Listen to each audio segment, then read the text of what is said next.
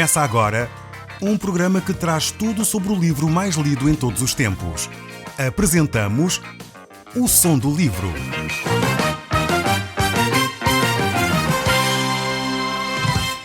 Seja muito bem-vindo. Neste podcast vai encontrar o livro mais conhecido e lido em todo o mundo. Vamos levá-lo numa viagem pela história da humanidade. Este é um audiolivro para si, para a sua família e sociedade em geral. Contextualização e comentários de Paulo Chaveiro. Eu sou Paulo Chaveiro e nós hoje estamos a olhar de novo para este livro fantástico que é o livro de Daniel. Nós vamos provavelmente hoje analisar um dos capítulos mais interessantes das Escrituras. Por isso eu convidava você a abrir a sua própria Bíblia para acompanhar este texto bíblico que certamente tem muitas lições para nós. Nós olhamos para este texto bíblico e vamos poder analisá-lo, este capítulo 9 de Daniel, em duas grandes secções. A primeira que vai até o verso 21, onde vemos a oração de Daniel. É uma oração fantástica. A Bíblia tem algumas orações muito interessantes. Algumas delas encontram-se em capítulos 9 das Escrituras. Temos aqui esta que Daniel faz neste capítulo 9. Temos também em Neemias capítulo 9. São orações lindas, orações fantásticas. Talvez fosse interessante pegarmos nas orações que se encontram nas Escrituras e aprendermos com estes homens, que foram homens extremamente espirituais, homens que dependeram completamente de Deus. Então esta primeira secção de Daniel, capítulo 9 até ao verso 21, é a oração que Daniel profere. A seguir encontramos uma profecia, mais uma profecia tremenda aqui do livro de Daniel. E é uma profecia que é bastante marcante para todos aqueles que estudam teologia. É uma paragem obrigatória esta profecia de Daniel 9, que refere-se às 70 semanas de Daniel. E na realidade nós iremos perceber um pouco melhor o que é que estas 70 semanas significam e o que é que elas têm a ver, afinal de contas, connosco hoje. É uma profecia que realmente fala a cada um de nós e tem ainda referências importantíssimas para o nosso dia-a-dia. É necessário estarmos de facto atentos. Hoje vamos analisar, em primeiro lugar, esta oração brilhante que Daniel tem. Vejamos então a partir do verso 1 e 2. Aqui neste primeiro verso 1 e 2 encontramos as circunstâncias em que Daniel faz a sua oração e esta oração reporta-nos agora de novo em termos cronológicos para o tempo de Dário. Voltamos como se no tempo voltássemos ao capítulo 6 de Daniel. Estamos no capítulo 9, mas em termos cronológicos voltamos ao capítulo 6. E diz assim o verso 1: No primeiro ano de Dário, filho de Assuero, da linhagem dos Medos, o qual foi constituído rei sobre o reino dos caldeus, no primeiro ano do seu reinado, eu, Daniel, entendi pelos livros que o número de anos de que falava o Senhor ao profeta Jeremias, que haviam de durar as assolações de Jerusalém, eram de 70 anos. Então, em primeiro lugar, antes de entrarmos aqui neste verso 2, temos a colocação, a situação temporal, geográfica de Daniel. Estamos então no reinado de Dário. E Dário aqui normalmente é associado a um título mais do que um nome. No fundo seria mais ou menos parecido em termos daquilo que eram os faraós para o Egito ou os Césares para Roma. Dário era o título dos imperadores medo-persas. Então temos aqui esta designação de que era o primeiro ano do reinado de Dário. E vemos então que Daniel recebe da parte de Deus aqui algo que o incomoda. E esta é uma revelação que ele encontra nos livros. Que livros? Estamos a falar da Bíblia, do livro que Jeremias escreveu. Ele percebe que Deus está a falar através de Jeremias, a manifestar que o tempo do cativeiro seriam 70 anos. E realmente Daniel começa a entender melhor provavelmente aquelas profecias que ele já havia recebido no tempo de Belsazar. Como vocês certamente têm acompanhado, perceberam que voltámos um pouco atrás no tempo, agora voltamos para a frente no tempo, e Daniel então entendeu ao ler a Bíblia esta profecia tremenda. Provavelmente ele estaria a ler este texto bíblico que eu vou ler para vocês, Jeremias 25:11. Nós já lemos, já estudámos o livro de Jeremias aqui, mas só para relembrar. Diz assim este texto bíblico: Toda esta terra virá a ser um deserto e um espanto. Estas nações servirão ao rei da Babilônia 70 anos. E ainda em Jeremias 29:10, o texto bíblico diz: assim diz o Senhor, logo que se cumprirem para a Babilônia 70 anos, atentarei para vós outros e cumprirei para convosco a minha boa palavra, tornando a trazer-vos para este lugar. Temos aqui esta profecia. Antes do povo ser levado para a Babilônia, Jeremias, ou melhor, Deus, diz ao povo de Israel que o tempo do cativeiro seriam 70 anos. Eles sabiam perfeitamente, no tempo e no espaço, o que é que iria acontecer e porque é que iriam para a Babilônia, as razões porque é que iriam para a Babilônia e quanto tempo lá permaneceriam. E Daniel, ao ler este livro de Jeremias, ele compreende aquilo que Deus está a dizer. É interessante que às vezes nós lemos a Bíblia e não percebemos o que Deus está a dizer. Eu creio que às vezes lemos de uma forma muito superficial as Escrituras. E é por isso que nem sempre entendemos aquilo que Deus quer falar ao nosso coração. Eu costumo fazer, e recomendo, se acharem bem, façam isso, recomendo que o façam. Antes de me aproximar dos textos bíblicos, eu peço a Deus que Ele me revele ao coração aquilo que Ele quer revelar. Porque, de facto, muitos relatos bíblicos são históricos, muitos relatos bíblicos são poéticos, muitos relatos bíblicos são proféticos e, às vezes, nem sempre nós entendemos logo à primeira aquilo que Deus está a querer dizer. E, realmente, aquilo que a Bíblia diz acerca dela própria, que ela é a palavra viva de Deus, é aquela espada. Uma espada, tem esta imagem bonita das Escrituras, que a palavra de Deus, a Bíblia, é uma espada de 2 gumes, que penetra até ao mais fundo do nosso ser, capaz de dividir, diz o texto bíblico lá em Hebreus, as juntas e medulas. E realmente é como imaginássemos um bisturi que vai até ao fundo do nosso ser e consegue dissecar aquilo que é mais unido, aquilo que é mais escondido do nosso ser. É este trabalho fantástico que a Bíblia faz no nosso coração. É por isso que quando nós lemos a Bíblia, eu já leio a Bíblia, até me assusto quando digo estas coisas, mas já leio a Bíblia há mais de 20 anos, realmente começo a perceber que cada vez que a leio, ela é nova para mim. Porquê? Porque é a palavra de Deus. Ela não fica estéril, ela não fica seca, ela não deixa de falar ao nosso coração, porque Deus sempre tem uma palavra nova para nós. E Daniel certamente conhecia o livro de Jeremias, provavelmente já teria lido o livro de Jeremias noutras alturas, mas neste momento Deus revela-se ao coração de Daniel e diz: o tempo do cativeiro serão 70 anos. Provavelmente ele começou a fazer contas. Portanto, ele veio para o cativeiro no ano X, provavelmente ele começa a pensar na primeira deportação do povo judeu e começa a fazer contas para ver quando é que terminaria este período. Mas voltando aqui ao texto bíblico, capítulo 9 de Daniel, o verso 3 diz: voltei então o rosto ao Senhor, para o buscar com oração e súplicas, com jejum, pano de saco e cinza.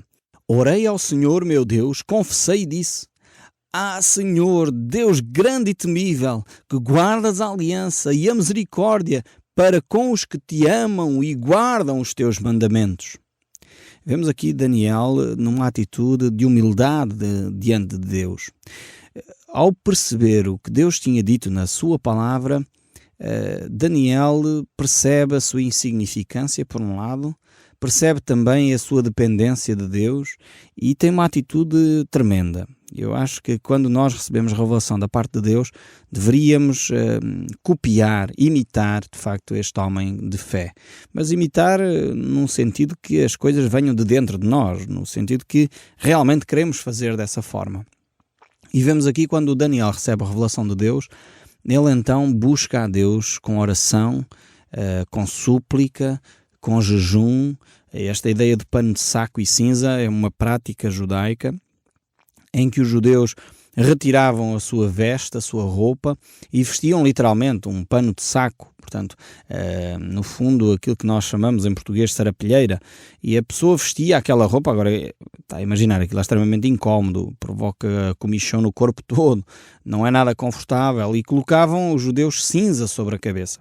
Isto era um sinal de humilhação, um sinal de dependência de Deus, era um sinal exterior daquilo que já estava a acontecer no coração dele. E eu creio que, infelizmente, nós, nesta geração, muitas vezes temos perdido estes símbolos exteriores do que está a acontecer no nosso coração. Às vezes até temos vergonha, se calhar, de orar de joelhos, ou só temos vergonha de fazer jejum, ou temos vergonha de uma série de outras coisas, de orar até.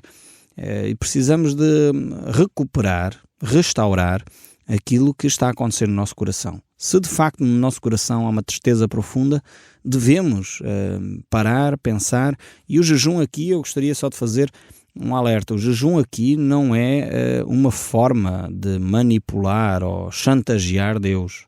Eu tenho que dizer isto. Jejum não é greve de fome. Algumas pessoas pensam que o jejum é uma greve de fome. Eu vou fazer greve de fome e logo vou obrigar Deus a agir desta maneira. Quer dizer, isto não cabe na cabeça de ninguém, mas há alguns que pensam assim. Jejum, o que é então jejum? Jejum é uma atitude que nós temos, é uma disciplina espiritual, essencialmente, que revela a Deus a importância que nós estamos a dar a determinado assunto. Jejum não é uma forma de torcer o braço a Deus. Ó Deus, eu estou a orar para que tu me dês qualquer coisa. Enfim, tragas paz à minha família, leves o meu marido ao Evangelho e conheça a Cristo, leves o meu filho a abandonar as drogas, ou dês um novo emprego. E como não alcançamos esse pedido de imediato, então vou fazer jejum. Quase como se isso obrigasse Deus a agir. Tenhamos bem enquadrado o que é que estamos a fazer, qual é a nossa motivação por trás das práticas espirituais que nós temos. O apóstolo Paulo claramente nos ensina a desenvolver esta disciplina do jejum. 2 Coríntios 11, 27, ele diz: em trabalhos e fadigas, em vigílias muitas vezes, em fome e sede, em jejuns muitas vezes, em frio e nudez. Vemos aqui o apóstolo Paulo, ele estava a relatar, a fazer uma descrição da sua prática espiritual, porque alguns achavam que eram mais espirituais que o apóstolo Paulo, e ele começa a descrever o que ele já fez. E ele mostra aqui claramente que o jejum é uma prática comum daqueles que amam a Deus. Portanto, faz sentido fazer jejum. Eu sei que há muitas pessoas, alguns cristãos, que acham descabido jejum, então, mas se nós podemos orar só e Deus já sabe aquilo que eu quero, para que é que eu vou jejuar? E então eu digo a essas pessoas, para que é que você vai orar? Ou para que é que você lê a Bíblia? Quer dizer, então não faz sentido nada. Se Deus já sabe tudo, não há significado para nada, não é? Não, o jejum é importante, é um sinal que nós damos a Deus que há determinado assunto que nos preocupa e nós valorizamos tanto aquele assunto que paramos de fazer uma coisa que é essencial e vital para a nossa vida, porque ninguém pode viver sem comer, portanto é fundamental nós comermos para termos uma saúde, mas aquele assunto preocupa-nos tanto que nós dizemos: eu vou parar de comer, vou parar esta refeição para poder me dedicar à oração. Não é parar a refeição para continuar a trabalhar, atenção. Alguns dizem que fazem jejum porque naquele dia não comeram porque tiveram a trabalhar o dia todo. Não, isso não é jejum, isso é passar fome, é outra coisa qualquer, mas não é jejum. Jejum é uma paragem consciente de um alimento, e hoje em dia há quem faça jejum de uma série de outras coisas. Eu não vou entrar por aí, eu fico no sentido restrito do jejum bíblico, e a pessoa para aqueles alimentos naquela hora ou naquele dia, ou uma parte do dia, para se dedicar à oração, não é para se dedicar a fazer outras coisas, é para se dedicar à oração. No tempo em que estaria a comer, não está a comer, está a orar. Portanto, isto é que é o jejum. É de facto importante entendermos, assim como a vigília, que são sinais vitais. Portanto, nós não podemos nem deixar de comer, nem deixar de dormir. Mas quando há um assunto que nos perturba profundamente, quantas vezes isso acontece sem nós orarmos, não é?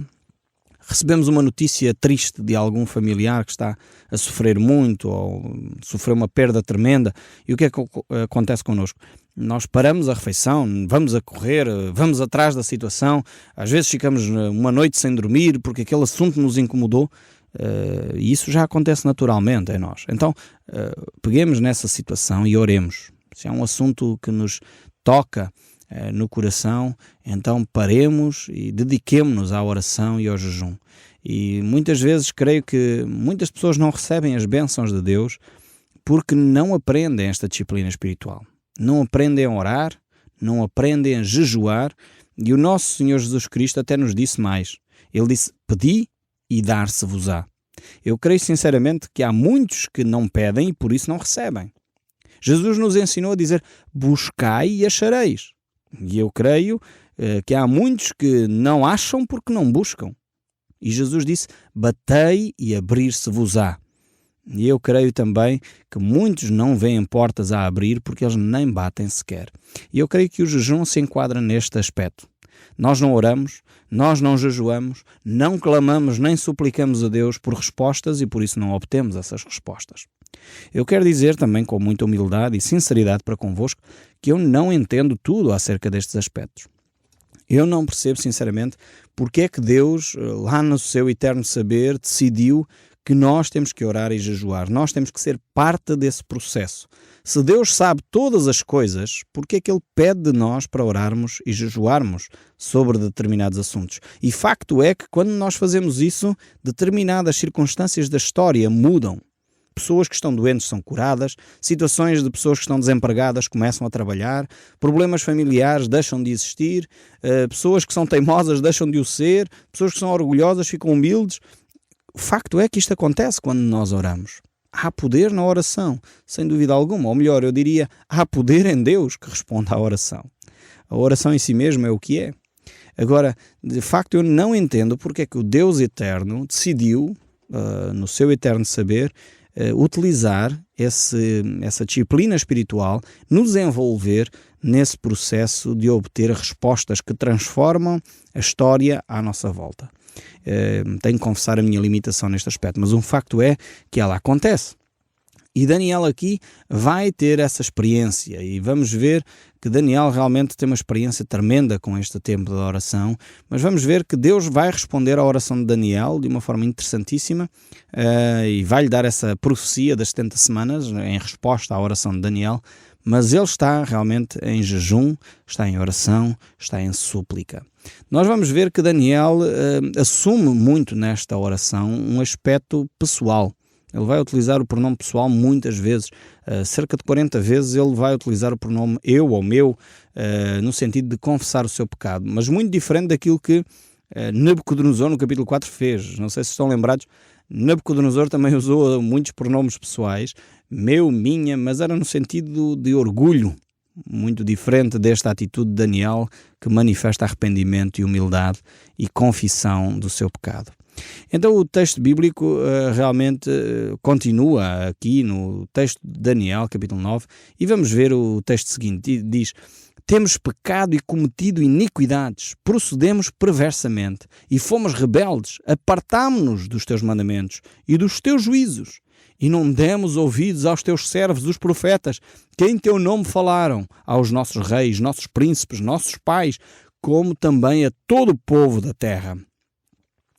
No fundo, o povo tinha recebido orientações de Deus, tinha recebido a palavra de Deus e rejeitaram por completo aquilo que os profetas haviam anunciado. O caminho que era possível ser feito para que Deus não trouxesse este cativeiro. E o povo desprezou a palavra de Deus. Por outro lado, vemos aqui de uma forma tremenda que Daniel se identifica profundamente com o pecado do seu povo. Ele diz: pecamos contra ti. Não sei se Daniel pecou, ele era um jovem quando foi levado cativo. Vemos pelo caráter dele que ele não se quis contaminar logo desde que chegou à Babilónia com os manjares do rei, nem com tudo aquilo que tinha a ver com idolatria, mas no entanto ele identifica-se profundamente com o povo dele. E eu creio que nós, que acreditamos em Cristo, precisamos de mais nos identificarmos com o nosso povo. Agora pergunto, quais são os pecados do nosso povo? Daniel lista aqui os pecados do povo dele, reconhece e identifica-se com os pecados do seu povo. Eu creio que nós precisamos de nos identificar com os pecados do nosso povo. E temos pecado, sem dúvida. Como povo português, temos pecado quando dobramos os nossos joelhos diante de imagens de escultura. E a Bíblia diz para nós não fazermos isso. Temos pecado quando nós, como povo português, vivemos na prática do ocultismo, Quando nós, como povo português, permitimos a corrupção, quando nós, como povo português, deixamos de cumprir as nossas responsabilidades, quando nós, como povo português, murmuramos e dizemos mal de tudo e de todos sem ser consequentes nas nossas atitudes. Eu creio que nós precisamos de reconhecer o nosso pecado como povo português, dobrar o nosso joelho, nos arrependermos e mudarmos como povo de atitude. Eu creio que sim, nessa altura, vamos experimentar uma mudança significativa na nossa vida. Mas continuando aqui, Daniel tem esta oração tremenda. Eu vou ler o verso 7 deste capítulo 9 e diz: A ti, ó Senhor, pertence a justiça, mas a nós o corar de vergonha, como hoje se vê. Aos homens de Judá, os moradores de Jerusalém, todo o Israel, quer os de perto, quer os de longe, em todas as terras para onde os tens lançado, por causa das suas transgressões que cometeram contra ti. Ó Senhor, a nós pertence o corar de vergonha, aos nossos reis, nossos príncipes, nossos pais, porque temos pecado contra ti. Ao Senhor, nosso Deus, pertence a misericórdia e o perdão, pois nos temos rebelado contra Ele, e não obedecemos à voz do Senhor, nosso Deus, para andarmos nas suas leis, porque nos deu por intermédio dos seus servos, os profetas. Sim, todo o Israel transgrediu a tua lei, desviando-se para não obedecer à tua voz. Por isso, a maldição e as imprecações que estão escritas na lei de Moisés, servo de Deus, se derramaram sobre nós, porque temos pecado contra ti. Ele confirmou a sua palavra, que falou contra nós e contra os nossos juízes que nos julgavam, e fez vir sobre nós grande mal, porquanto nunca, debaixo de todo o céu, aconteceu o que se deu em Jerusalém. Como está escrito na lei de Moisés, todo este mal nos sobreveio. Apesar disso, não temos implorado a favor do Senhor nosso Deus para nos convertermos das nossas iniquidades e nos aplicarmos à tua verdade. Por isso, ó Senhor, cuidou em trazer sobre nós o mal e fez vir sobre nós, pois justo é o Senhor nosso Deus em todas as suas obras que fez, pois não obedecemos à sua voz. Vemos aqui que realmente Daniel, ele reconhece quem é Deus e que Deus é justo na forma como aplicou a justiça ao povo de Israel. E percebeu que, apesar de eles estarem no cativeiro e em miséria, mas mesmo assim ele percebeu que de facto o povo tinha pecado de uma forma tremenda contra Deus. Não justificou, não racionalizou, não encontrou argumentos para dizer, pecámos, mas... Não há mas, há só confissão de pecado. E no verso 15 ainda aqui deste capítulo 9 ele diz: Na verdade, ó Senhor nosso Deus, que tiraste o teu povo da terra do Egito com mão poderosa e a ti mesmo adquiriste renome, como hoje se vê, temos pecado e procedido perversamente. Ó Senhor, segundo todas as tuas justiças, aparte-se a tua ira e o teu furor da tua cidade de Jerusalém, do teu santo monte, porquanto, por causa dos nossos pecados e por causa das nossas iniquidades e iniquidades do nosso pai, se tornou Jerusalém e o teu povo opróbrio para todos os que estão ao redor de nós. Agora, pois, ó nosso Deus, ouve a oração do teu servo e as súplicas, e sobre o teu santuário assolado faz resplandecer o rosto por amor do Senhor. E inclina, ó meu Deus, os ouvidos e ouve. Abre os olhos e olha para a nossa desolação e para a cidade que é chamada pelo teu nome, porque não alcançamos as nossas súplicas perante a tua face, fiados em nossa justiça, mas em tuas muitas misericórdias. Ó Senhor, ouve. Ó Senhor, perdoa. Ó Senhor, atenta-nos e age. Não te retardes por amor de ti mesmo, ó meu Deus, porque a tua cidade e o teu povo são chamados pelo teu nome. Grande oração esta aqui de Daniel, que manifesta realmente o amor de Deus, o cuidado de Deus para connosco, a misericórdia de Deus para connosco. O Som do Livro, uma produção da Rádio Transmundial de Portugal.